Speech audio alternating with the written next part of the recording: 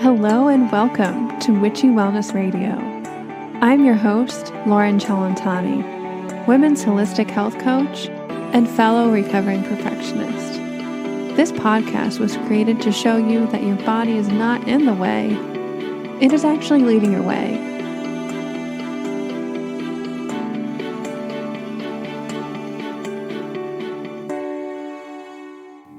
Hello, welcome back to Witchy Wellness Radio. You are listening to The Magic of Boundaries, episode 144 with Eimear Zone. But before we jump into today's amazing episode, a word from our sponsor, Living the Good Life Naturally Magnesium.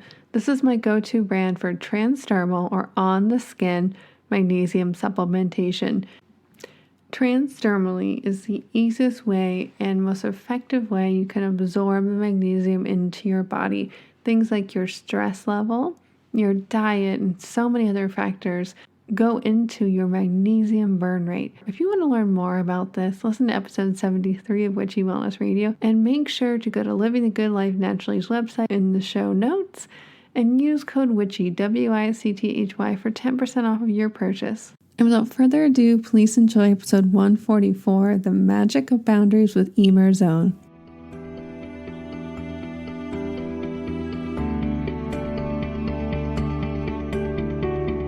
Hello, everybody, and welcome back to Witchy Wellness Radio. Again, I am your host, Lauren Chalantani, and this is a show you learn how your body and emotions are not in the way, but actually leading the way. And today we have the beautiful Eimear Zone, and she is here to talk all about the magic of boundaries and creating sacred space, which I know we all need. She is a confidence coach and author of the little book of Good Enough, an impact-focused guide to help readers quieten their inner critic, release themselves from depletion and self-doubt, and ultimately own their worth. In her coaching, she takes a values-first approach to help clients uncover what they truly want to be in life before digging in, throwing rocket fuel on a spark their passion, helping them build challenge over comfort muscle and a pathway to their full potential. She is trained as an energy coach with the iPEC School of Coaching and weaves energy work into her coaching and teaching. She's a native of Dublin, Ireland, and now lives in Santa Fe, New Mexico with her husband and 3 teenage children. She is an avid runner and ran her first marathon in 2019, celebrating her 50th birthday, and is now currently toying around the idea of Iron Woman or Iron Man. I love that. I think I can see it. I can see you doing an Iron Woman. You can see I'm quite competitive, you see, and my brother is an Iron Man. And so he will downplay the whole marathon thing. He's like, oh, that's just the jog that we do at the end of the real work. So I'm like, ooh, but I do like a challenge. But it's lovely to be here with you. And thank you for that lovely introduction. Of course. I know I love reading everybody's bio at the beginning, because I'm like, ooh, I'm even more excited to dive into our conversations here today. And you're with like-minded women here who are probably also very competitive. And at the root of it, so many of us, it comes down to the confidence and self and boundaries, not self-boundaries, but boundaries in general. And being able to, like we said, create that sacred space. And I would love to hear your own journey, because I'm sure there's some beautiful hero's journey of how you got to write a book on this. And like so many people's journeys, particularly women's, it's very circuitous. And as you shared in the bio, I am a mom of 3 kids. I am living in a country that is not where I was born or grew up.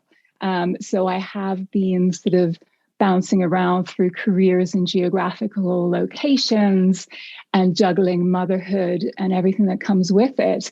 And I think really, from, the earliest that I can remember, I'm one of 7 kids, and I had a stay-at-home mom. And growing up, I was very sort of well, why isn't she working, apart from the fact that she had 7 children? So how really could she have done it? But she shared with me that when she was, a young woman and she got married, she had to give up her job. I mean, you couldn't keep your job. And I was going, oh my God, I would have been outside of Parliament protesting. That's just not on. And, so it's very forthright. And although I didn't study law initially, I did find my way after, I worked in tech for a while. I used to sell software, travel around the world a lot, presenting to lots of people, talking about technical stuff. And I loved that. And I loved being with a great group of people and working for great companies. And I think I liked this sort of presenting part and the connecting part. But it wasn't really true core what I wanted to do. And I think you find that out by doing lots of different things and learning I like a bit of this. And then when I was in a meeting and I've been a negotiator, and they would say to me, well, you can't actually negotiate the final deal, Eimear, because we need a lawyer for that. And I was like, what? I'm sure I could work that out. So anyway, that irritated me. So I went and I studied law and qualified in law. And I did a lot of work then on discrimination law. And I found myself in the employment law department of a major law firm in the UK. And it was interesting because we were representing the corporations. And so we're dealing with lots of cases of, sex discrimination and, injustice and issues in the workplace. And I looked around and I saw, wow, there's like one female partner. And it just wasn't an environment, even that in the employment law department, where women were taking up a lot of space. And there was a lot of behavior that I noticed in a lot of the ambitious younger women, because this was like a second career for me at that stage, just beginning to have kids, that they were sort of denying parts of themselves so that they could be this engine of billable hours and make associate and make partner. And it all seemed very unattractive to me in many ways, that people were negating part of, who they were to get things that they thought that they wanted. And for many of these women, they found themselves transitioning out of that environment as the demands of life and the wants of life and what they really wanted wasn't really on offer in those environments. And so although I had this very strong interest in, injustice or justice for women and equality and how can we make the system work? Because as it is right here, even in the employment law department of a major law firm, they're not getting it right. So how do we create that space? And so I found myself in America through my husband's sort of moving, and that sort of upset my career and what will I do now? And couldn't practice or be involved in law. And so I started a social enterprise that was focused on women's rights and supporting women. I was very interested in the work of the Global Fund for Women, and I wanted to support them. So I started, designing and T-shirts with sort of very empowering messaging on them, and connecting with women artisans through organizations around the world and selling those kind of products online and giving a percentage to the Global Fund for Women, and became very sort of active sort of politically and very interested in lots of things. But I found that, looking at things externally, like how can we fix all of the things externally, was going to take a long time. And so as interested as I was in law, as interested as I was in, changing the world from that sort of shaking up things from the outside, I was being more and more reflective inwardly and saying, what about, where are the wins here that don't take massive societal change? And for me, that was about how do we undermine ourselves? What are the barriers that we're putting in our own way? Where are we, where are we really sabotaging ourselves?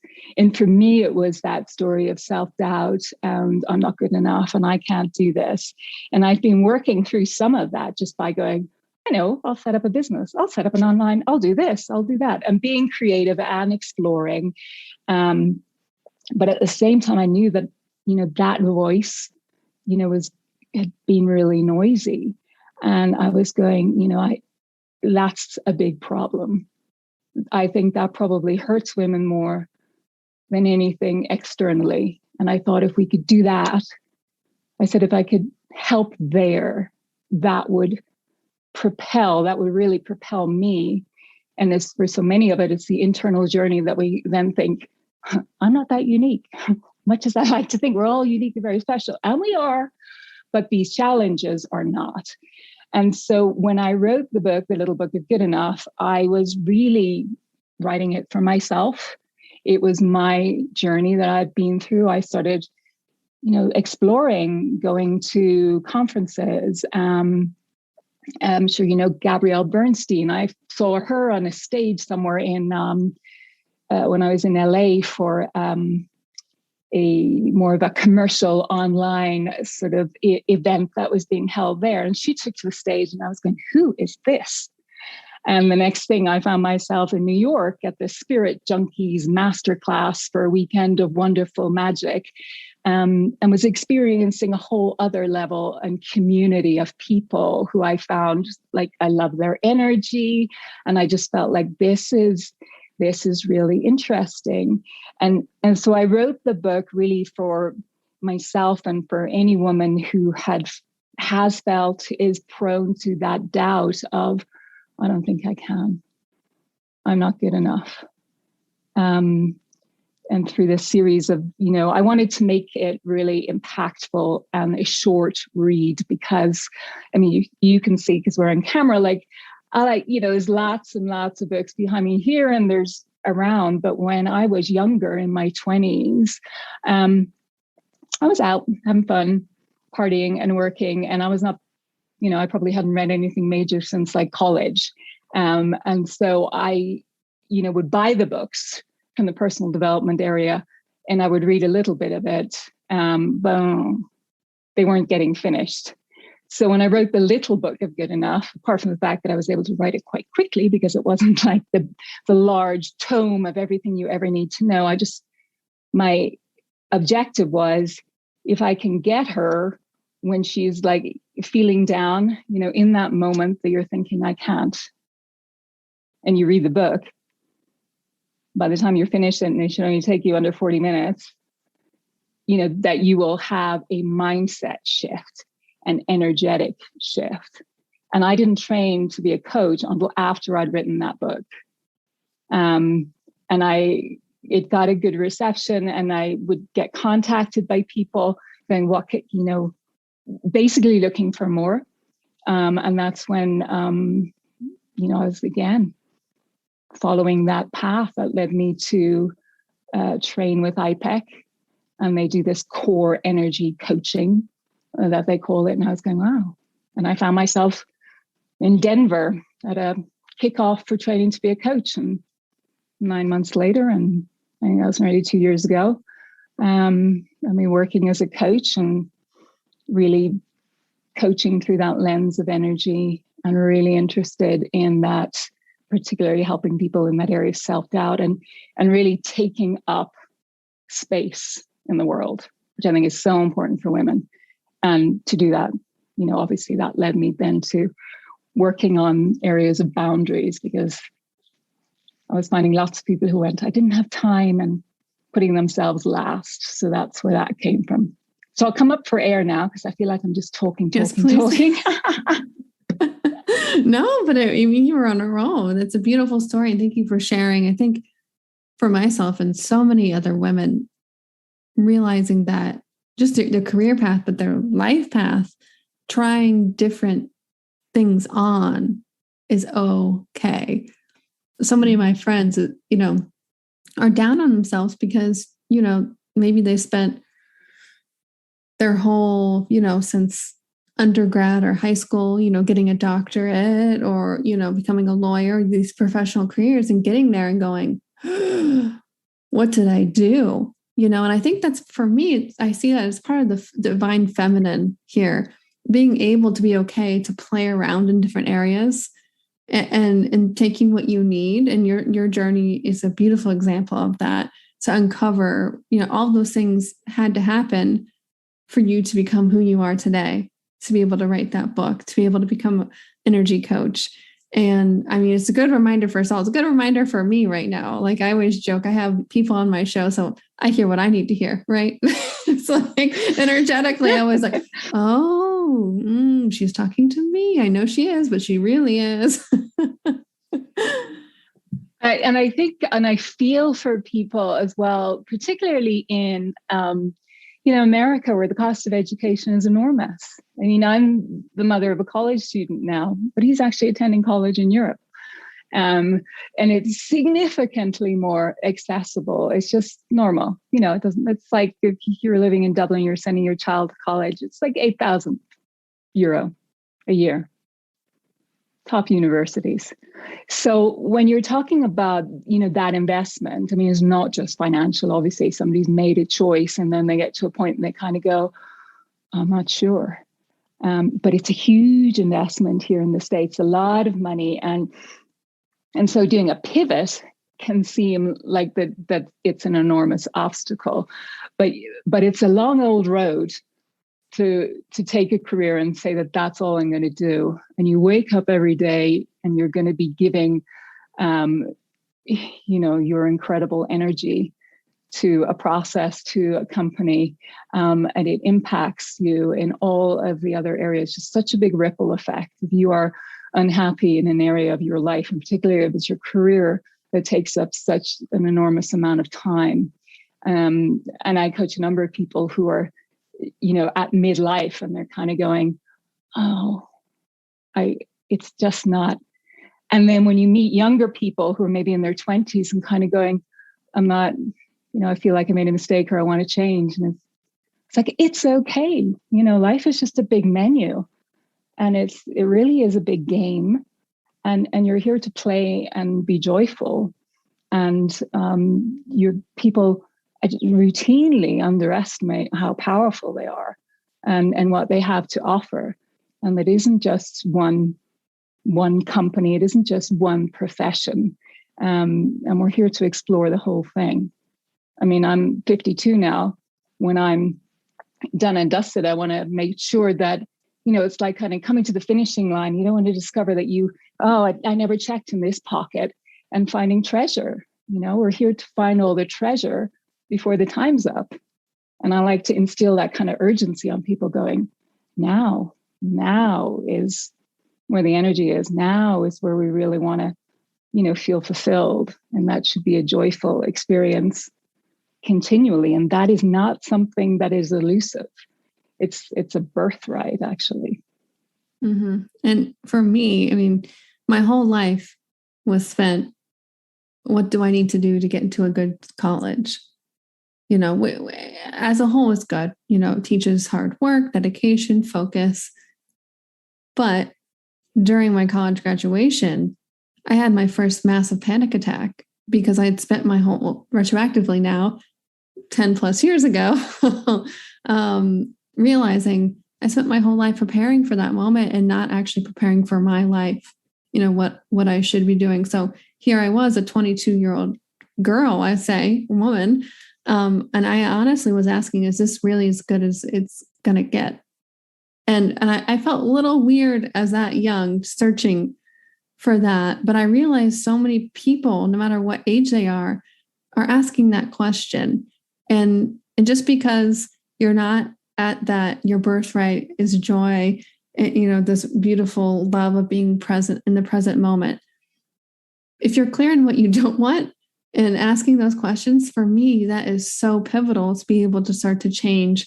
And I know you talk a lot about confidence as well, and how without confidence, we can get stuck in the starting, and which blocks our potential and actually blocks us from any change at all. So I guess I would love to hear your take on that, and how do we get unstuck and kind of slowly but surely start. Yeah, start that forward motion onto a pathway that really is fulfilling. And I think it is really easy to get stuck in, that story that you were sharing as well, because we're meeting expectations and women are particularly prone to that. It's like people pleasing, and just, is that the target? I will work to the target and I will get there, and then I will have achieved. And then there's that kind of, what now? And you want somebody to put another one. And I think it is that, you can have a certain amount of confidence as long as it's attached to achievement of targets. And what we want to do is to have more of an intrinsic confidence. And that is really born of, some core ingredients, which is, knowing who you are, knowing what you want, and knowing why you want it. And you would think that those are really simple questions. And the older we get, it seems like, of course I know who I am. How could I not know who I am? That would be hugely embarrassing if I'd reach whatever age, 32, 42, 52, and not know who I am. Most people don't. They don't know really who they truly are, and they don't know what they want. They just fulfill roles. They get a job. Maybe somebody maybe in the situation that you were describing would have taken a different path ultimately, and they would have gone, this feels very uncomfortable. I don't want to explore this. I'll get a job, and then there'll be tasks, and then there'll be jobs to do, and then there'll be targets, and that will distract me. So most people are just distracted constantly, and life is built around distracting you. I mean, the top, I think I read somewhere, I think it's the top 25 websites in the world are built around distraction. And we're distracting ourselves from discomfort, and we're doing that by, shopping, gaming, watching Netflix, and a lot of money is being made off of our discomfort, although we think we're, just catching up on the news. So I think it's like asking yourself, giving yourself again the space to explore what the answer to those questions are. Because if I am confident, that means I know who I am. I know why I'm in any room. If I know who I am, what I want, and why I want it. And my life is very intentional. So there's behaviors that we associate with being confident, like, great confident speaker, or somebody will have, executive presence, or they will appear very confident. But it is, I believe, really just this inner knowing, so that you feel very anchored. And so whatever is happening externally is something that you can almost, you observe, you can engage with where it serves you. But you stand steady in the storm, because you take, you're very connected to the higher self, which is language I'm sure that your listeners are very familiar with. And when I'm teaching somebody and coaching somebody around confidence, we do a number of things, but one of those is doing a lot of deep values work, so that they understand, this is who I am. This is who I am as a friend. This is who I am as an entrepreneur. This is who I am as a sister, as a daughter, as a colleague. What are these qualities of being and doing that I wish to make manifest in my life through action? What are those? When you get those clear, they are, they're real guiding lights for how you show up. And you don't get that from hitting a target. Amen. I think this quote popped into my head, but I'll adapt it for us. A woman who enjoys the process and the journey rather than the destination is a woman who cannot be stopped. Oh, I love that. Mm-hmm. Yeah, that's so powerful. So powerful. And it is that trusting the process, isn't it? Yeah. Life is a process. And I'm always kind of a little bit morbid, some people think, but I'm very aware of death in a really positive way. And I think I like to get people to do an exercise as well, where I ask them to, attend their funeral, to really get them focused on the brevity of this journey, but also the legacy that they want to leave. Because it's like, when I was in my 20s, it was always like, oh yeah, I'll be happy when, I don't know, when I weigh whatever, or when I get that job, or when these conditions, or if I were sitting in a cafe in Paris with the perfect boyfriend, just beside the Seine, then I'd be happy. But there was always this conditional happiness, and it just sort of changes. I'd be happy if my husband were a little this. I'd be happy if my kids were that. And it is, a choice in the moment. And I think when you do this postponing of happiness and feeling joyful, you rob yourself of your life before it's a form of death before death comes. And I feel like take somebody to their funeral and I say, write it right now as if you died today. What would people say about you? What would that eulogy be? And that normally scares the heck out of people because they're not living the life that they're really here to live. They're not in alignment with their gifts. They're not expressing themselves in their full majesty. They're detached and they're avoidant and they're stepping back and they're letting doubt get in the way. So take somebody to their funeral and that will kind of wake them up a bit. And then, so that is like phase one, which kind of makes people feel pretty worried, but kind of energized at the same time. Like, I don't want it to be that. And then invite them to say, okay, now you have fully expressed the majesty of who you truly are. You have lived all that you could live and done all that you would dream of and that you know deep inside that you are capable of, even if you don't say it to anyone. Now write that eulogy and describe that funeral. Who's there? Anyone can be there. Oprah could rock up for you. It can be whoever you want, and that's exciting. And I think that's about, building a life, that you dare to dream that you can have if you are allowed to really connect in, if you allow yourself to connect into your magic. And it should be scary because you're going, oh, now that I've actually identified it, now that I've actually written it and expressed it, now I might actually have to do something about it. Yes, you will. Yes, you will. Yeah, for me, the shifts I've made in my mind about, fear/anxiety, it's really, anxiety for me is just excitement with a lot of fear mixed in. And that the fear is okay because it's telling me that I'm afraid of the unknown. It's trying to protect me. I'm about to go beyond what I've ever done before. My growth is stopped at this point, and my anxiety and that fear is trying to hold me back because it's trying to protect me. It's there, the monkey mind, if you will. The ego is there to make sure I don't walk in front of a busy street, that I wait to go down to the crosswalk. Well, it's the same thing when you try new things. And I always have to remind myself. And for me, it doesn't matter if I've rappelled down like a 30-story building before and I don't like flights, I don't like heights, but it's about that overcoming and that process of doing the scary things, doing the hard things, especially when you write your fully expressed life obituary.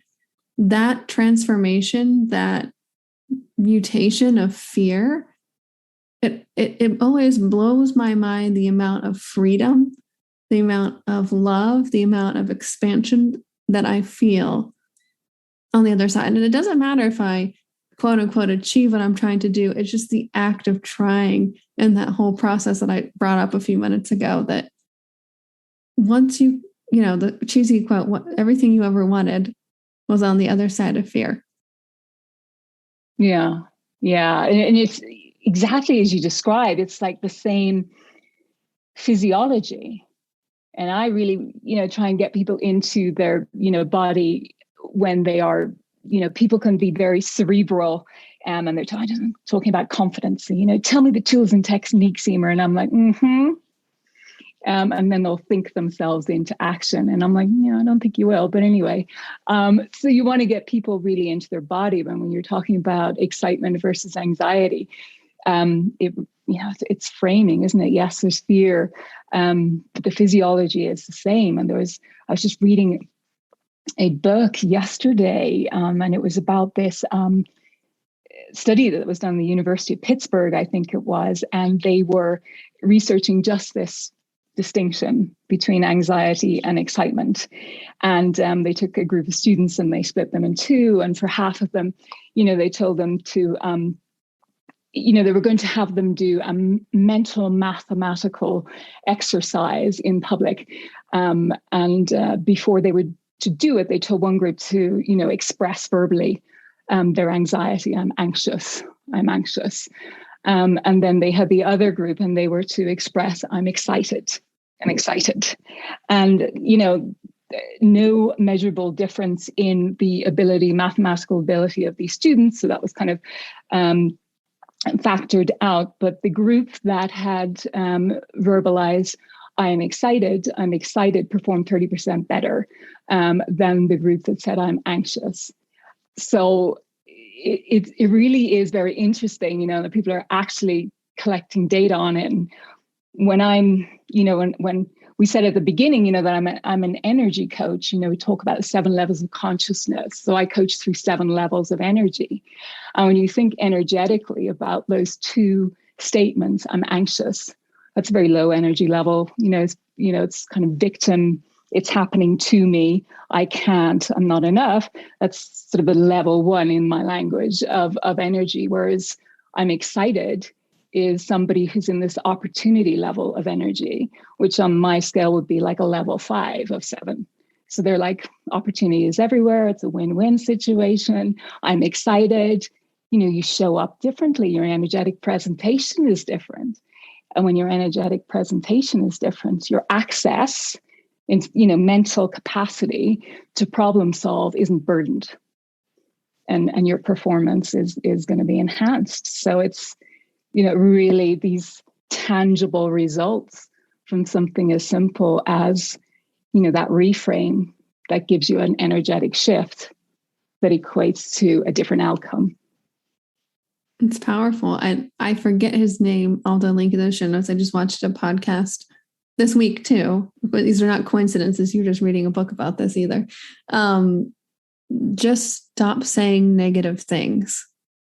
He said it's hard for most people to shift from negative to positive, but even if you just shift from stop saying the negative things to only saying neutral or positive, the results are astounding. He's more of a sports psychologist type, and he coaches world athletes, and he sees a clear difference, just like you said, in the athletes before a big final match or game that say things like, I hope I don't fumble the ball, or I hope I, don't do this, versus if you just don't say it, the results are different. So that was really interesting to me, because I'm always about, we got to shift it to the positive, higher vibration. But even if holding this neutrality, even if you can't get, to the excitement, even if you can get to the neutral point, it's of that polarity, I think it is just seems to be pretty powerful as well. I wanted to shift the conversation, because I know I started off saying we were going to talk about boundaries. We kind of haven't talked about boundaries yet. So here's my boundary. I'm putting it down. We're going to talk about boundaries. Yeah, I think we're in, it's not a big sort of leap from where we're talking when we speak about, creating space, when we speak about confidence, when we're speaking about worthiness. And we're looking at, how people are showing up in their lives. And there was this really funny TikTok the other day that I was watching, and it was the epitome of somebody who had no boundaries. It got an extraordinary number of views. I think it might have been over 10 million.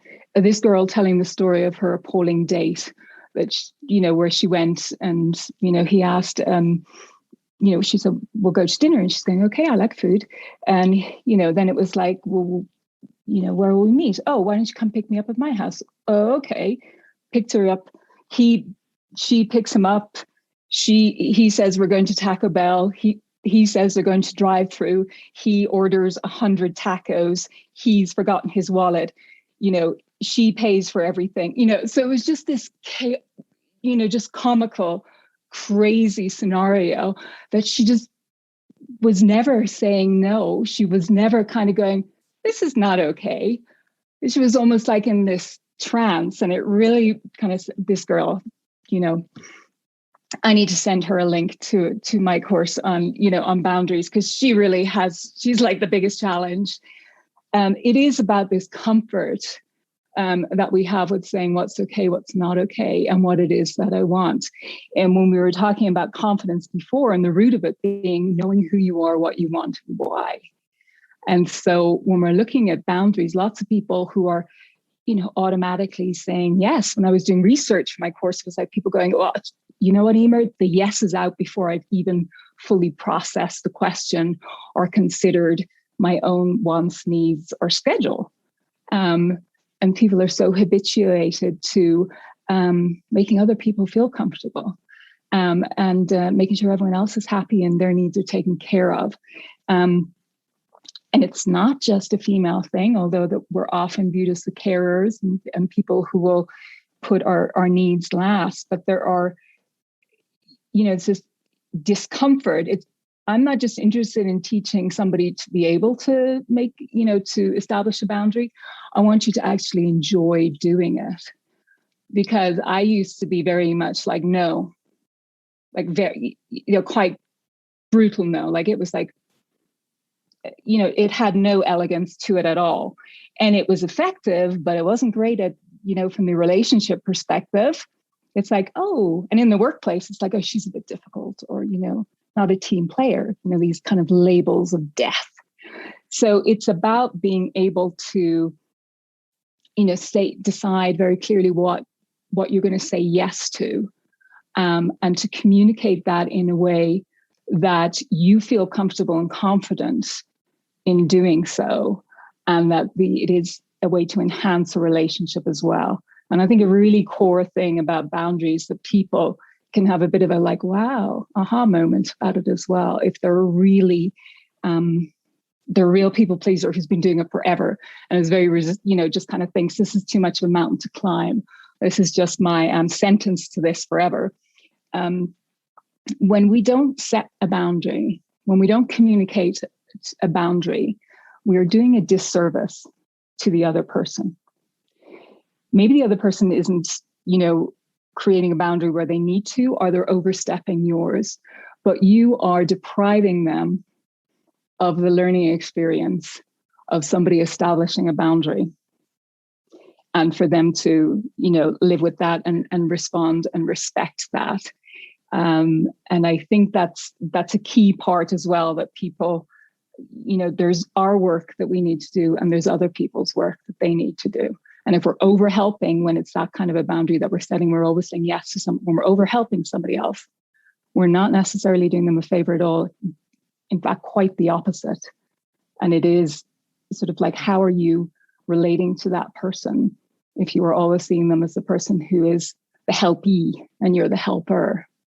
It's not sort of level then. It's kind of, I think we're kind of taking those other people's work and we disempower them. Maybe they want to be disempowered, but it isn't our job to do that. 100%. I can think of past relationships where it's like, yep, been there, done that. And I think for me, once I started waking up to those boundaries, I realized that some relationships that I thought were going to be long-term or lifetime were stuck in that dynamic, but I changed. Yeah. So for me, when I hear boundaries, it's probably because of my own past. I think sometimes, that means leaving relationships, whether it's friendships, romantic, limiting family interactions when possible. You start to wake up to, oh, wow, I am that healer, helper in so many different aspects. And for me, regaining back my energy, talking about energy, being in a very, very depleting relationship, I realized it was sucking the life force out of me, literally. And if I stayed in it any longer, I don't know what would have happened, other than being miserable. And I love how you describe it as that life force and that energetic, depletion, because it is that. And I used to recognize that from, that you've been in the company of somebody, and then, you later on, somebody noticed, what's wrong with you? And just, I'm exhausted. And my husband used to be able to guess who I'd been with, and I was like, some people are just not good for you, and or only in small doses. And so when you really increase your self-awareness, and you sort of really recognize what your own needs are, what your own values are, what you need to feel fulfilled, present, and energized, then you're ready to make better choices. And then it's the kind of what I teach in the course, the Elegant No course, is the mechanics. Then once we do that kind of base work, so you feel like, yes, okay, this is what I need, this is why, and this is what it'll give me personally. And then it becomes the mechanics of constructing that no in a way that you feel, that it honors your values, it clearly communicates the boundary and the no. And then the other part of the Elegant No that kind of wraps it up is that you kind of share what you are available for. This is kind of like, this is what I need, this is the no, and this is what I can say yes to. And sort of wrapping it up like that, I think really helps people, and they can connect to that and feel like they can take ownership over it. And then it just becomes a habit of the way that you communicate and the way that you move through your life and relationships.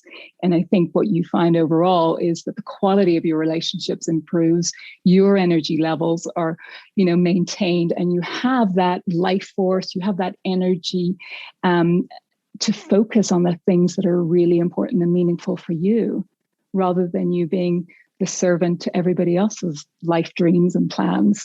And you're kind of left there going, what am I doing with my life? And and who do I have to show up for this evening that I really committed to 4 weeks ago and I don't want to go to, but I'll just show up anyway? No, that's not a way to live. Definitely is not. And what I found, whether it's boundaries, health crises, something you've overcome in your life, you want to give back because you're reclaiming that life force, that wisdom. I mean, that relationship I talked about was the main reasons why I started this show for almost 4 years ago. Was, I was inspired to share my own healing journey and to have other people on to share theirs. That, and you don't know where you are right now. We started the show this way. It's going to lead you exactly where you need to be. And you said it earlier, was, life is not happening to you.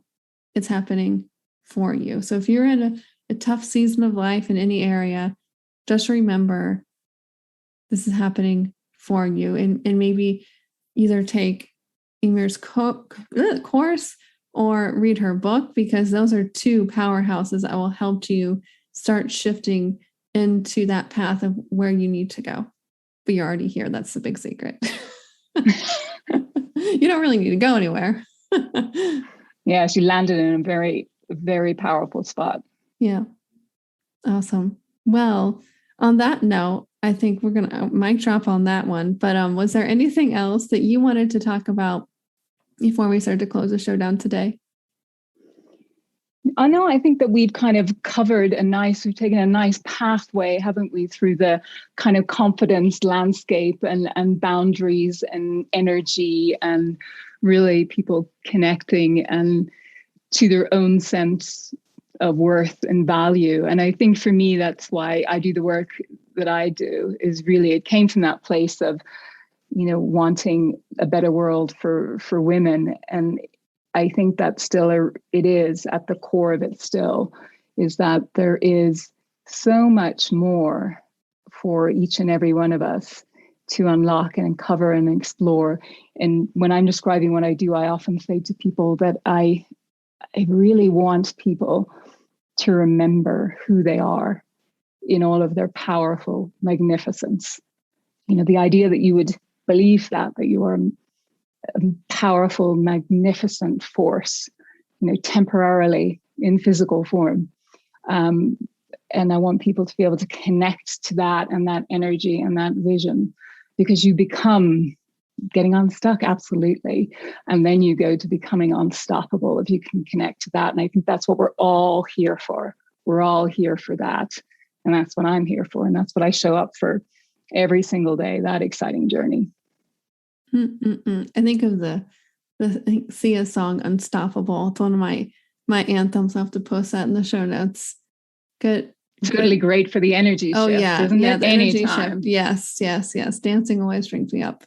But thank you, Eimear, for coming on the show. It was so lovely to dive into all these topics. I feel like we could be talking for hours and days beyond this, but thank you for coming on. And we close out every single show by thanking you for all your wisdom and your time and your presence with us today. How may we, as an act of gratitude, be of service for you in return today? What I would like you to do is to take some mindful moments for yourself today and to just check in and ask yourself this one question. Am I honoring who I am and what I need today? And just allow whatever comes to come. And that would be wonderful. Beautiful. I think I'm going to do that after we pause record here. So thank you so much, Eimear, for coming on. It was such a pleasure chatting with you today. Thanks for having me. Really enjoyed our time together. And remember, open up, surrender, trust, and let your body lead